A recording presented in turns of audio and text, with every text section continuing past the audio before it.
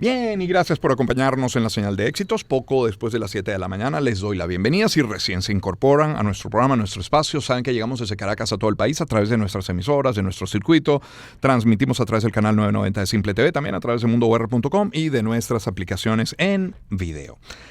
La relación entre Venezuela y Brasil ha sido lo menos tensa en los últimos días, con representantes brasileños de muy alto nivel, expresando preocupación sobre las políticas internas de Venezuela y el gobierno venezolano reaccionando aireadamente. Pero luego, claro está, tenemos a la Unión Europea, por supuesto Estados Unidos y más. Fue además noticia el fin de semana este comunicado de Tarek William Saab. Dice: la Asamblea Nacional está discutiendo modificaciones a leyes electorales y ha traído la atención de diversas organizaciones que hacen seguimiento de la situación política en Venezuela. Y en paralelo, en este menú de información, dirigentes de la plataforma unitaria encabezados por María Corina Machado Edmundo González, por cierto ganadores del premio Sájarov como defensores de derechos humanos, junto con la comunidad internacional, insisten en la presión sobre el 28 de julio y ahora poniendo la mirada también en el 10 de enero. Bueno, sobre esto queremos hablar con Guillermo Tell Aveledo. Guillermo, muy buen día, bienvenido. ¿Cómo está? ¿Cómo le va? Muy buenos días, Román. Muy buenos días a todos. Guillermo, está el Lula de izquierda, aliado de Chávez, luego de Maduro. Está el Lula que preside un país afectado por la migración, menos que Colombia, pero afectado igual por la migración venezolana. Y no es el mismo Lula. ¿Es que son los asesores de Lula? ¿Es que pueden ellos declarar algo que no tenga la venia de su presidente? ¿Cómo interpretar la posición de los funcionarios en Brasil con respecto a la entrada, por ejemplo, de Venezuela a los BRICS?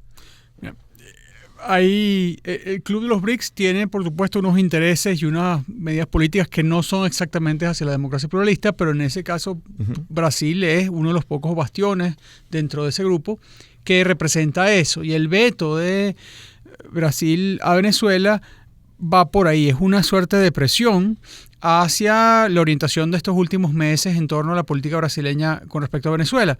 Bueno, tú quieres ser admitido entre las naciones, esta es tu carta de escape, pues yo no te la voy a dar a menos que hagas algo con lo que el problema, el contencioso que tenemos. Y este contencioso que tenemos es un contencioso que no es el Lula de izquierda, no es el Lula presidente de un país democrático pluralista, que tiene que responder ante eso. Y esa es la cuestión que está en lugar. Es decir, que las declaraciones de su funcionario, digamos, tienen como respaldo, aunque no lo diga taxativamente él, la posición de Lula. Recogen la posición de Lula. Claro, ¿qué más va a decir? Ok.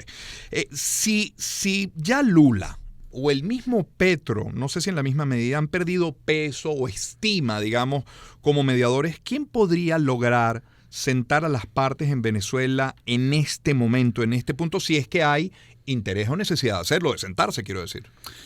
Bueno, hay países que se han mantenido relativamente al margen, o estados que se han mantenido relativamente al margen de la contienda. México ha sido sumamente discreto, al punto que para algunos es demasiado discreto hacia el mantenimiento de la continuidad, por lo cual podría servir frente al Estado venezolano de interlocutor. No se ha quemado en ese sentido. Y la Santa Sede, la veo hoy en ese mismo sentido, en la misma dinámica que ha tenido en décadas anteriores, pues la extrema cautela del Santo Padre creo que apunta a guardarse para esa ocasión. Y creo que es lo que están, si no planificando, por lo menos viendo en el horizonte. ¿Cuál podría ser el inicio de una hoja de ruta, de una negociación, de un nuevo diálogo en estas circunstancias? ¿En qué debería ser distinta a procesos anteriores? ¿Es que hay forma de proteger, no sé si la palabra sea blindar los acuerdos para que se cumpla? Porque, por ejemplo, hasta ahora no ha sido posible. Bueno, los acuerdos tienen que estar acompañados de capacidades materiales de los actores para por lo menos, si no imponer su voluntad, porque si pudieran imponer su voluntad no habría necesidad de acuerdo. Y es en buena medida parte del escenario al que juega el Estado venezolano. Pues si yo puedo avanzar sin necesidad de concertar ninguna posición ajena, pues lo hago. Haría falta algún tipo de incremento de si no las presiones de las actividades internas que generen sobre el Estado venezolano alguna presión.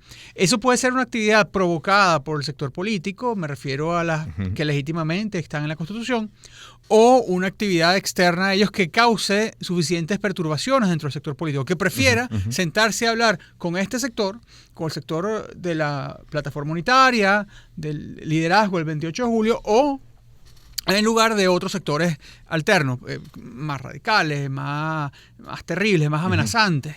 Y yo creo que en buena medida la distancia, la zanja que ha abierto las declaraciones oficiales, las narrativas oficiales con la percepción de la realidad de parte de la población es un espacio en el que abre a que este tipo de actores emerjan. Estos actores que pueden emergir dentro de la propia coalición gobernante. Y no me refiero a un quiebre para que den la bienvenida a los otros sectores, sino que, bueno, si hay unas dudas, unas distancias, aprovechar esas distancias en medio de esta desestabilización aparentemente estable. No. Ya vamos a hablar de la gente, porque me parece importante rescatar la percepción que uno tiene, la interpretación de la gente, pero algunos analistas coinciden en preocupación sobre cómo la oposición puede recomponerse, hacer activismo, sobre todo luego del episodio del 28 de julio y lo ocurrido después. Ahora, es un tema de creatividad, como decían algunos, es que la oposición tiene que ponerse creativa. Es un tema de creatividad, es un asunto de reconquistar espacios que eventualmente se hayan podido perder, tiene que ver con el manejo del temor, es calcular las consecuencias de lo que es temor, de ese temor que hoy tengo. ¿Cuál es la clave para la oposición hoy? Bueno, las reglas de juego para la oposición han cambiado completamente. No hay esa dinámica de voy ganando espacios dentro de un ambiente institucional que reconoce al menos la existencia de esos espacios, que siempre ha sido precaria, pues está hoy abiertamente en entredicho. Lo que ha ocurrido desde el 28 de julio, la avanzada del Estado sobre dirigentes, pero no solo dirigentes, cuadros medios, cuadros bajos de las organizaciones opositoras, que desarticulan su capacidad de acción. Vamos a estar claros, pero además que ha sido hecho justamente con el propósito de que no se pueda rearticular, ya sea para la acción electoral constitucional o acciones constitucionales no electorales, como protestas, manifestaciones. Todo eso es lo que he estado tratando de presionar. También deja muy entredicho la posibilidad de actuar en espacios institucionales, vamos a decir, subnacionales, gobernaciones, alcaldías y demás. Uno, por la capacidad de hacerlo, y otro por la creencia en que eso es viable. ¿Para qué voy a gobernar en estas circunstancias? ¿Qué tipo de gestión puedo hacer? ¿Qué tipo de que además no me garantiza nada? Está lo que pasó en Maracaibo, lo que ha pasado con distintos dirigentes del país, donde se les han agarrado para que no sean alternativas en otros momentos. Están como guardándose los haces para otro momento. Y eso, por supuesto, genera en la oposición un desconcierto sobre qué hacer. Las dos tácticas usuales, que sí, muchas veces estaban en desconcierto, ahora simplemente están en inactividad por el mero hecho de la presión externa. Añado a esto, cuando eso no se puede, cuando no hay resolución, pues vienen las agendas personales, viene el desconcierto y más creatividad. Más bien yo pediría una menor creatividad. ¿En qué sentido? Dejen de inventar. Es muy embarazoso en estas circunstancias que en medio de la andanada externa sobre las fuerzas que buscan un cambio democrático, a lo interno, haya una pelea a cuchillo, sino sobre unos argumentos que no tienen razón de ser. Porque además hay que verlo, se usa acusaciones, señalamientos que pueden ser correctos o no, que pueden ser legítimos. No tenemos una instancia autónoma que los dirima hoy. Pero la verdad es que tampoco podemos decir que se están usando, vamos a estar claros, de buena fe. ¿Y a qué me refiero? Se usan tácticamente para afectar no el hecho mismo que se denuncia, sino la táctica distinta, la táctica política distinta que se quiere evitar, que se quiere dar. En lugar de, bueno, vamos a reconocer lo que está. Y eso es algo que te debilita aún más. Así, yo voy a negociar con el último que quede vivo y ahí se me va a entregar todo. Eso obviamente nos debilita a todos los que queremos un cambio en el país. Vivo políticamente, aclaremos. Sí, vivo políticamente. Es Guillermo Telaveleo quien nos acompaña. Guillermo, hace un año formó parte del proceso de primaria. Visto a la distancia, ¿qué rescatar? Porque la gente podría perfectamente preguntarse de qué me ha servido, de qué me sirvió lo que en su momento consideré un éxito. ¿Es que ya no lo es a la fecha, al día de hoy?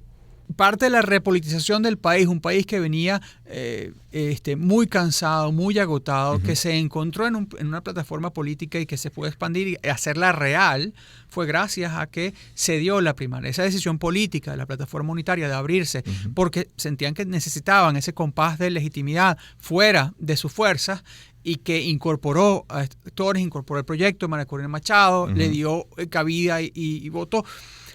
Y además permitió una práctica institucional que fue en última instancia la que se practicó el 28 de julio. Toda esa movilización de base ciudadana que sirvió entre los partidos de la ciudadanía para capturar la información necesaria que hoy disputa la sociedad, pues tuvo su primer ensayo frío en la primaria, con otro tipo ¿por qué han podido llegar a este resultado de candidaturas de otro modo? Sí, pero no habría tenido el mismo ímpetu social y quizás no la misma creencia social. Es Guillermo Tella Veleo quien nos acompaña.